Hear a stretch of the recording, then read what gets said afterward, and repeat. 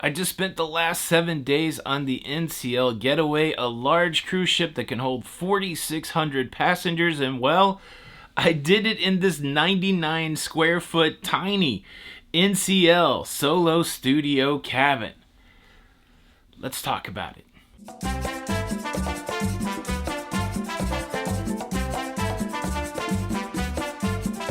Hey, what's up everybody? Welcome to Lido, Loca. I'm your host Tony, here with another cruise ship review, and today I am reviewing the NCL Studio Experience, the Solo Studio Experience.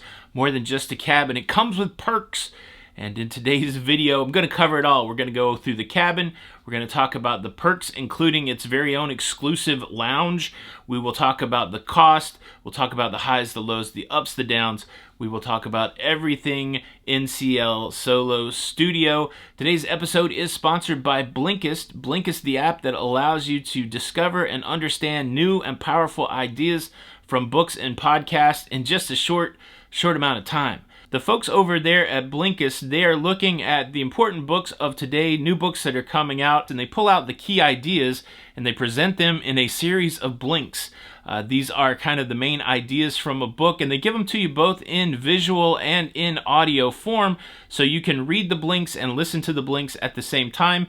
And they do the same thing with podcasts. They listen to the latest podcasts, they pull out insights, and they give them to us in a thing called Shortcast, and all of that happens right there in the Blinkist app. Just recently started digging deeper into Blinkist. Plan on returning to school next year, going to the next level of my education in leadership.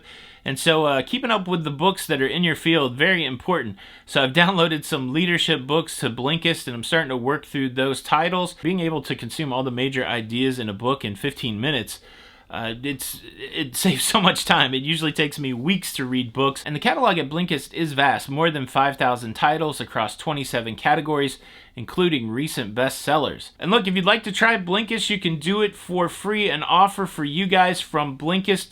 Click the link in the description below, and you can receive a free 7-day trial to Blinkist along with 25% off the premium membership.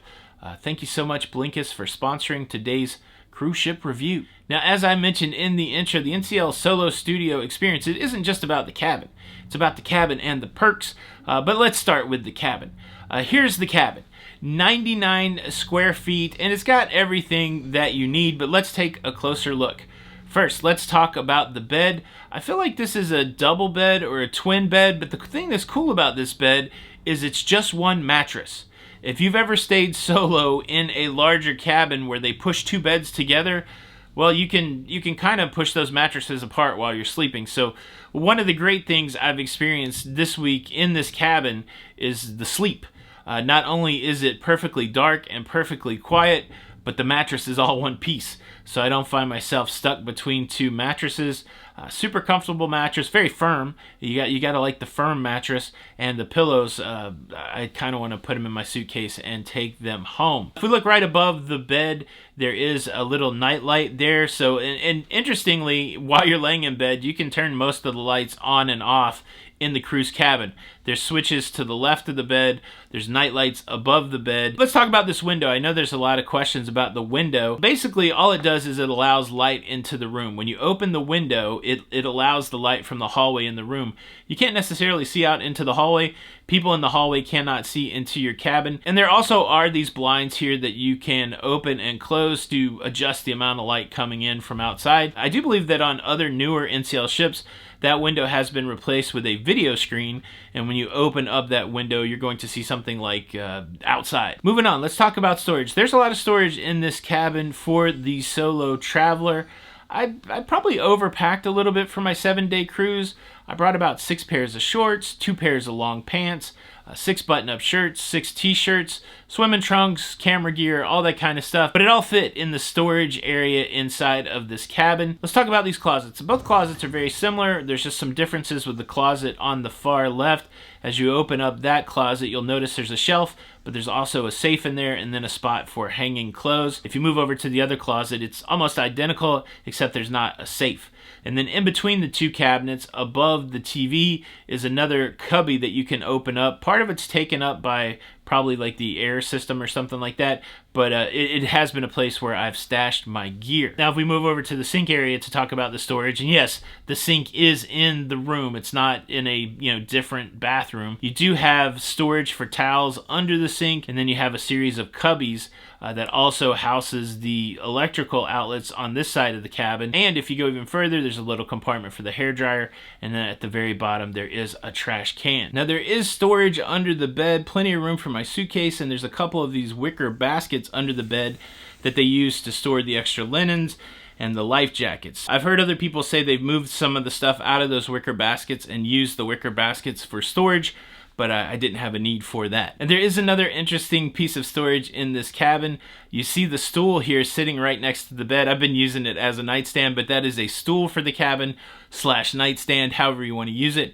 And if you pop open the top of that, there's also a bunch of storage in there, which I haven't needed. There's storage galore. That's what I'm trying to say when it comes to this cruise cabin. Let's talk about power. If we start over on the bathroom side near the sink, there is an outlet for like a shaver. And then if you go up to the next cubby, there are 3 US outlets and also a European outlet. Over near the TV, there is 1 US outlet and 1 European outlet. It is a little awkward that the majority of the power sits over by the bathroom, but you can fit chargers and stuff up there. That's how I've been using it, to charge batteries and that kind of thing. And then I've been using the outlet near the TV to say charge my phone, charge my watch, charge my computer, that kind of thing. Let's take a look at the bathroom and shower facilities. The shower, like the sink, right in the cabin.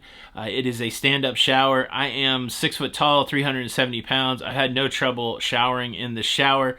It comes with all the accoutrements. It's got the body wash, it's got the conditioner, it's got a knob for water pressure, it's got a knob for water temperature, it's got a clothesline, and it's got a place to rest your foot if you happen to be shaving your legs. Now directly across from the shower is the water closet. Because it is enclosed. So there is a throne room for the throne, as it were, well ventilated. Open the door, go in there, close the door if you like, leave the door open. But yes, it's got its own separate room for the commode. Another nice touch is the full-length mirror that is in between the shower and the bathroom. It really kind of makes the room feel bigger, but it also gives you a good spot to check your look. And then another big mirror above the sink. Just want to mention real quick, over by the door, there are light switches. You do have to have a card to turn the lights on, but they provide a card for you. And then there are 2 buttons that actually turn on lights outside of your cabin to let the crew know what your status is. You can use the Do Not Disturb button or the Make Up Room button. And then there's also the box to control the climate of the room. And let me tell you, this room can get a little cold. I've had to ratchet it up a couple times just because it got cold here. So that's really nice. There's also some other subtle things that I find nice in this cabin. It's partially carpeted and partially wood laminate, like a water resistant wood laminate. I think that makes the whole having part of the bathroom in the cabin kind of make sense. And then another nice thing is that the desk that's under the TV is not attached to anything. So you could actually move that desk out into the larger part of the cabin and work at that spot. So that's the deep dive into the cabin. Let's talk about what you actually get when you book this cabin. Not only do you get the cabin, the 99 square feet of goodness, but you also get exclusive access to where these cabins are. This area where the studio cabins are is basically an area unto itself. You have to use a key card to get into the studio area, and it's 2 decks. It's deck 10 and deck 11 forward on this ship, and only people that are staying in the solo cabins are allowed access to this space. And so not only does it give you access to the space, to all the cabins, but this area has its own special lounge, which is very nice. It is a 2-story lounge, and there's a lot of freebies inside the 2-story lounge. There's free coffee, free specialty coffee, cappuccinos, lattes, espresso. They have a machine for that. I don't think there's anywhere else on the ship, maybe in the Haven. Well, that is included in your price. You also have access to water here, so you can fill up on water. And they're always refilling this area with different things depending on the time of the day. At breakfast, of course, there's pastries. At night, they have cookies. Sometimes they have sandwiches. And so there's always something in this little area here for the solo cruiser. And then the bar. You can't pass up on the bar. There's a bar here that is tended every night between 5 and 7 p.m. And then there's also a wine machine. Now, this isn't included. You have to pay for the wine, but you can easily pop down there and get yourself a glass of wine. And then the other major feature inside of this lounge is the whiteboard. This whiteboard is the way that people in this area communicate with each other. There have been some group events that you can be a part of. You can sign up for it on the whiteboard. It's really nice. You really do feel like you're getting treated special, even though you're in a solo cabin, even though you're in a small cabin. This lounge area really kind of elevates the whole experience. The fact that you have to key card to get into it really kind of makes you feel like it's a little exclusive, and it's really cool. In addition to the studio lounge, the other thing that happens for solo cruisers is organized events. Each night there's been an organized meetup at one of the bars specifically for solo cruisers. They encourage solo cruisers to do things together. There was an outing the other night where 10 solo cruisers went to the dinner show. I haven't partaken in any of these solo cruiser events. I was going to, but then my introvertedness took over, and I'm like, I'm just gonna be by myself. There's definitely ways to connect with other solos through this process. To me, that lounge is like a hub where people go and gather and meet as solos. There's definitely some great opportunities for people that are traveling solo to connect through this solo studio experience. Now, let me hit you with some goods and some bads, and these are going to be relative to me. What I've found to be great about this cabin is the sleep. I have slept so well in this cabin. I turn everything off. I don't leave the TV on. It's a hack. Like, if you want to be, awakened naturally, you can leave the TV on the bridge cam, and then as the sun comes up outside, then the TV's going to get lighter and possibly wake you. But I don't want that.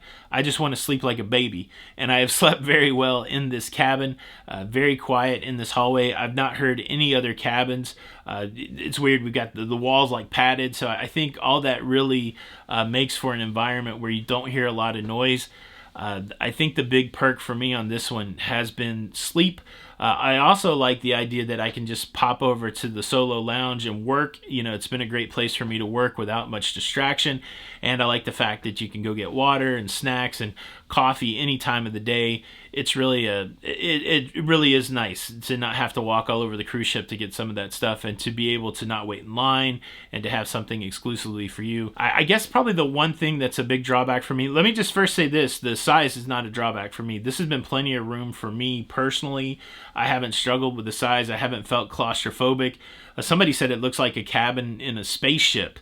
And that, once somebody said that, I've kind of taken that to heart, and I kind of like that idea. It does feel like a smaller crew cabin on the Star Trek: The Next Generation, and so I like it. I like the color. I like the white. I like the whole minimal kind of vibe to the thing, and so I've enjoyed staying in the cabin from that perspective. The one thing that I really don't like, though, is I don't like not seeing the ocean. I realize that they say once you go balcony, it's hard to go back. Maybe true, maybe not true, but I do miss waking up and going and looking outside and seeing the ocean, or just hanging out on my balcony and just experiencing the sea, or even just hanging a camera off the railing and taking some video.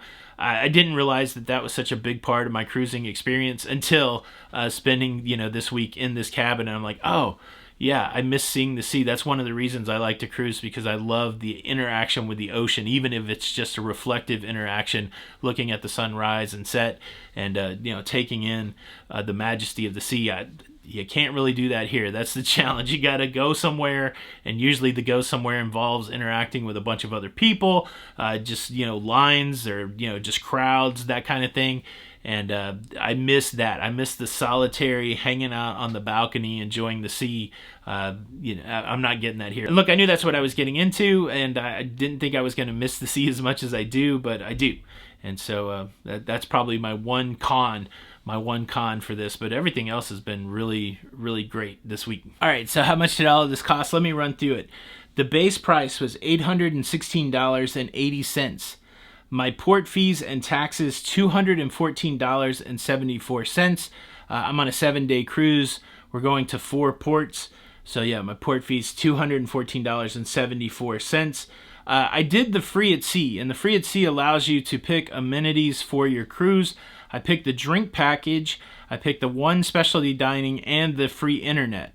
And so the interesting thing about the free drink package is you do have to pay gratuities, and the interesting thing about the free specialty dining is that you do have to pay gratuities. And so my drink package cost $138.60. I'm going to make a whole other video about that because I think that value is incredible. $10 for the gratuities on my specialty dining. And then I went ahead and prepaid my assigned gratuities. That was $112. So my all-in total before I did any spending on the cruise ship, $1,292.14. $816.80, that's the cost that you need to think about when you're going and looking at other cruises posted on websites, because that's the cost that they use to get you in. Every cruise that you go on, they're going to have these other costs like gratuities and taxes and port fees.